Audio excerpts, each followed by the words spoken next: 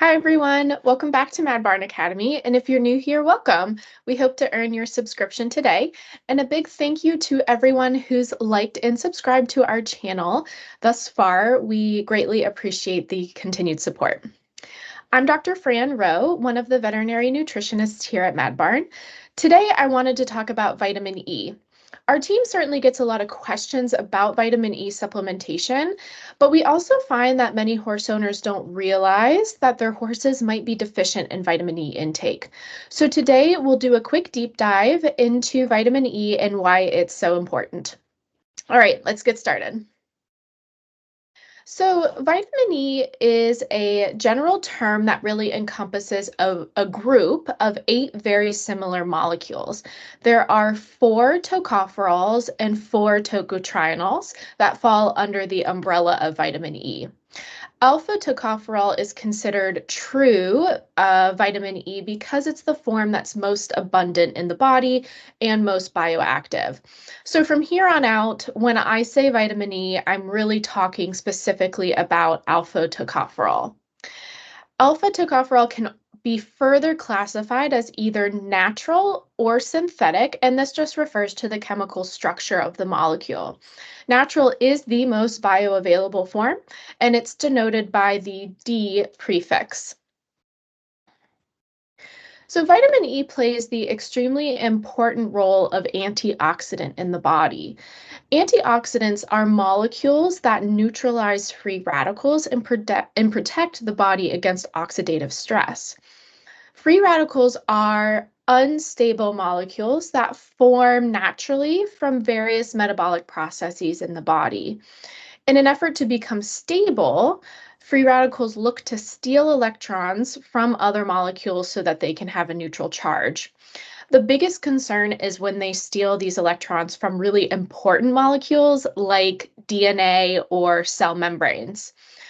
Overproduction of free radicals occurs during periods of high metabolic demand, like exercise, or during periods of immune challenge when the body is fighting illness or inflammation.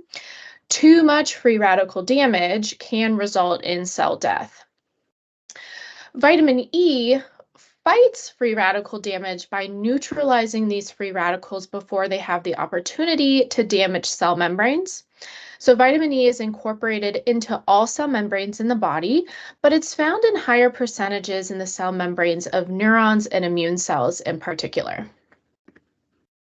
So we'll sidetrack really briefly because we can't talk about vitamin E without talking or mentioning its partner in crime, selenium. So vitamin E and selenium are really the dream team of antioxidants, if you will. They work together synergistically in the body. So selenium-containing enzymes have their own antioxidant function by reducing harmful peroxides. And these peroxides are sometimes produced from the vitamin E's free radical neutralization process. So those selenium containing enzymes take that neutralization one step further by eliminating those harmful peroxides. Additionally, selenium containing enzymes reactivate vitamin E so that it can continue to do its job after every free radical interaction. I'm planning to do a video on selenium next, since it'll pair really well with this video. So be sure to check back in the channel in a week or two when I have that up. Vitamin E requirements have been established by the NRC, and baseline requirements are between 1 to 2 international units per kilogram of body weight per day, depending on the horse's physiologic status. However, it's important to realize that these numbers are not necessarily reflective of optimal intake. They are just numbers that have been established to prevent deficiency. There are many scenarios in which higher intake is encouraged to sustain optimal health and performance. Essentially, any state or condition that increases metabolic demand or promotes oxidative stress will likely benefit from vitamin E intake higher than that baseline requirement for that horse. The upper tolerable limit for vitamin E intake is greater than 20 international units per kilogram of body weight per day. Because this upper tolerable limit is so high, the risk of toxicity is very low in horses, which is why I'm only going to mention it right here, right now. Exceptionally high vitamin E intake can impair blood clotting, bone mineralization, and vitamin A absorption, but again, extremely uncommon.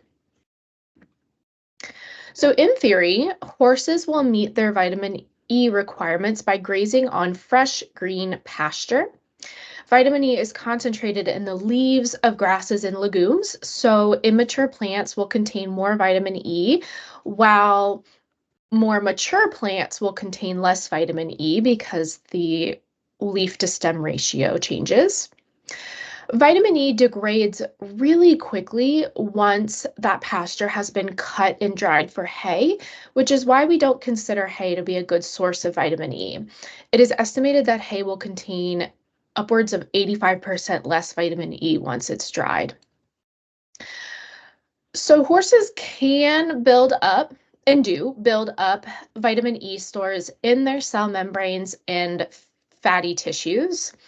These stores would then be used during the winter months when there is no access to fresh green pasture.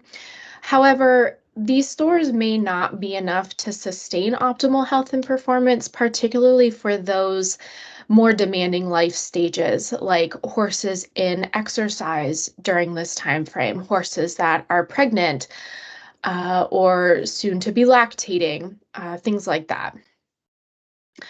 And as expected, vitamin E deficiency is most common in horses lacking access to green grass.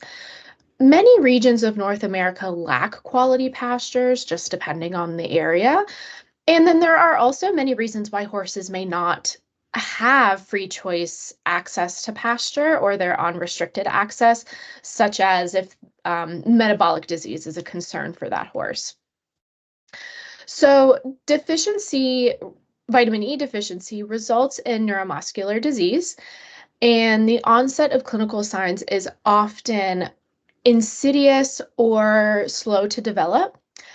Other times, horses may develop seemingly acute clinical signs after experiencing a stressor like illness or extended travel because their bodies are suddenly unable to cope with the increased oxidative stress during that time frame.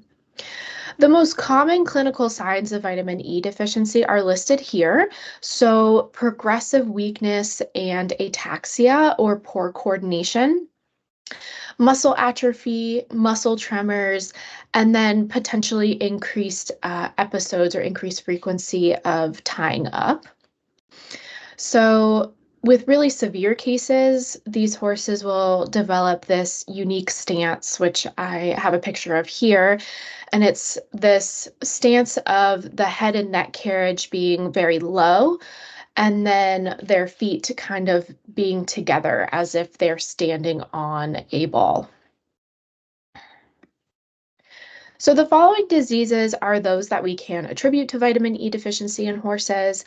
I don't have time to go into each of these in detail today, but I have included a link to several of our blog articles in the description of the video below that discuss these conditions in more detail. The important thing to realize is that some cases of vitamin E deficiency respond to vitamin E supplementation, while others do not. It depends on the disease process. For those cases that do not respond, the prognosis is really quite poor, both for athletic prognosis and for life. This is why prevention is the best medicine when we talk about vitamin E deficiency. So to determine the vitamin E status in horses, your vet is going to submit blood work for serum vitamin E. If the horse comes back marginal or deficient, it is often recommended to supplement high-dose vitamin E for several months and recheck blood work periodically to monitor that horse's progress. The prognosis for vitamin E deficiency is best if caught early before neurologic signs develop. As I stated just a minute ago, once disease develops, the prognosis really depends on that disease process, on that case, and if that horse is going to respond to vitamin E supplementation. Okay, lastly, let's talk about supplementing vitamin E. When we talk about supplementing horses with vitamin E, it's important to look for products that use natural vitamin E because it is the most bioavailable form. You might see this listed on the label or in the description of that product as the D-alpha-tocopherol. If the vitamin E is synthetic, it will be listed as DL-alpha-tocopherol. So it's important to notice those two forms on the label. We get a lot of questions about whether or not non-liquid vitamin E products are bioavailable. And the answer is yes, they are bioavailable if they're the natural form of vitamin E. So liquid water-soluble products are the most bioavailable, and they're the ones that are most often used to treat cases of vitamin E deficiency because they restore tissue levels of vitamin E more rapidly. Non-liquid products like various powders or pellets are still very bioavailable. They just restore tissue levels more slowly over time. I usually explain to customers that these products are a great option for horses that aren't necessarily deficient, but may benefit from extra supplementation, especially if they're in exercise or lactating, things like that. Alrighty, everybody. So here are references for today, and I really appreciate you taking the time to listen. I hope you found this video helpful. Don't forget to like and subscribe and explore the other videos on our channel. As I mentioned, selenium is going to be the next topic on my list since it pairs well with today. So be sure to check back soon. I will hopefully have that up in the next week or two. And then don't forget to check out the additional links that I've provided in the description below. All right, bye until next time.